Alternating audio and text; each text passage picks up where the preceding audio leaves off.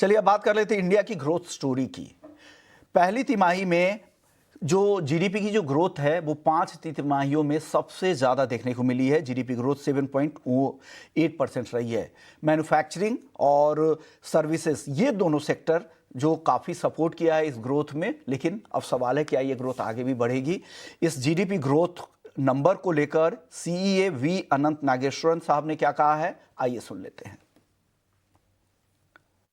So I'm very happy to share with you the good news that the Indian economy in the first quarter defied expectations of a modest growth of around 6.5 to 7%. This was broadly the consensus range.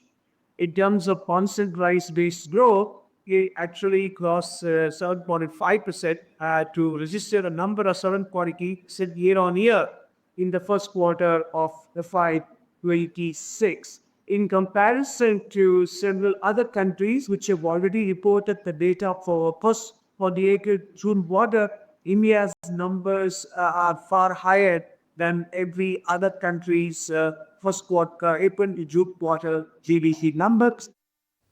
तो आपने CA को सुना, वो कह रहे थे कि जिस तरह से ग्रोथ यहाँ पे है वो बाकी देशों के मुकाबले काफ़ी बेहतर ग्रोथ दिख रही है। लेकिन चलिए हमारे सहयोगी प्रकाश प्रियदर्शी भी जुड़ गए हैं। प्रकाश बताइए, ये जीडीपी के जो नंबर है इसका ब्रेकअप बताइए, कौन कौन से सेक्टर है जहाँ से सपोर्ट मिला है, मैन्युफैक्चरिंग, सर्विसेज, एग्रीकल्चर, यहाँ पर किस तरह की ग्रोथ दिखी है और क्या कुछ इससे निकल कर आ रहा है, पूरी डिटेल्स बताएं।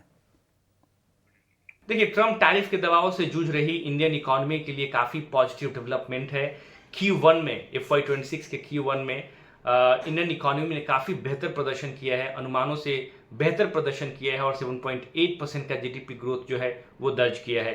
साथ ही साथ जो नॉमिनल जीडीपी ग्रोथ है वो 8.8% के आसपास रिकॉर्ड हुआ है। काफ़ी इंपॉर्टेंट डेवलपमेंट है। जो जिस तरीके से वैश्विक चुनौतियां इस वक्त हैं, अनिश्चितता की स्थिति बनी हुई है, उसमें इंडियन इकोनॉमी ने काफ़ी सकारात्मक संकेत दिए हैं।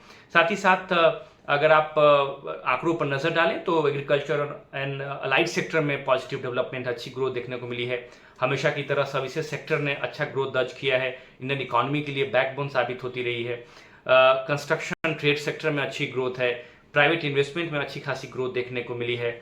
ये एक तरीके से शुभ संकेत हैं। साथ ही साथ जो गवर्नमेंट लेड कैपेक्स है उसमें भी Q1 के दौरान अच्छी ग्रोथ दिखी है, करीब 33% की बढ़ोतरी देखने को मिली है और इस बात के संकेत है कि इंडियन इकोनॉमी में जो एक्टिविटीज़ हैं उसमें तेज़ी आ रही है।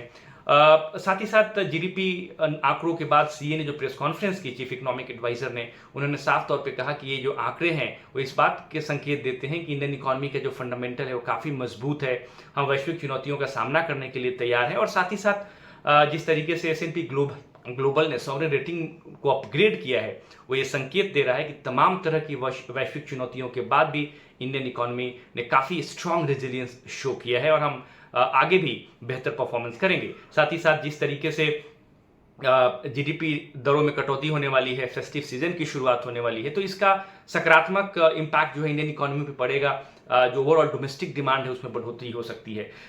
ये एक तरीके से बेहतर संकेत है इंडियन इकोनॉमी की बात करें अनिश्चितता के माहौल में। और हालांकि सरकार ने इस बात को भी साफ तौर पर कहा है कि इन तमाम शुभ संकेतों के बाद भी इंडियन इकोनॉमी के सामने सबसे बड़ी चुनौती और सबसे बड़ा खतरा वैश्विक चुनौतियां ही हैं। जिस तरीके से ये चुनौतियां अनिश्चितता की स्थिति बनी हुई है वो इंडियन इकोनॉमी की ग्रोथ रफ्तार में एक तरीके से बॉटलनेक का काम कर सकती हैं, लेकिन जो फंडामेंटल है वो स्ट्रांग है और इंडियन इकोनॉमी बेहतर परफॉर्मेंस कर रही है। ओके, तो जो कोर ग्रोथ है, जो फंडामेंटल्स है, चलिए आगे बढ़ते हैं। लेकिन फिनमिन सोर्सेस का इस पर क्या बयान आया है? फिनमिन सोर्सेस से हमें ये जानकारी मिल रही है कि उनकी तरफ से जो बयान आ रहे हैं वो ये है कि पहली तिमाही में 7.8% जीडीपी ग्रोथ से इकोनॉमी में स्ट्रेंथ दिख रही है, मजबूती के संकेत दिख रहे हैं। साथ ही फिनमिन के सोर्सेस यह भी कह रहे हैं कि पहले से ही बेहतर ग्रोथ के इंडिकेटर्स मिल रहे थे, जो भी पैरामीटर्स थे, इंडिकेटर्स थे, वो साफ संकेत दिख रहे थे कि Q1 की ग्रोथ काफ़ी मजबूत रहेगी।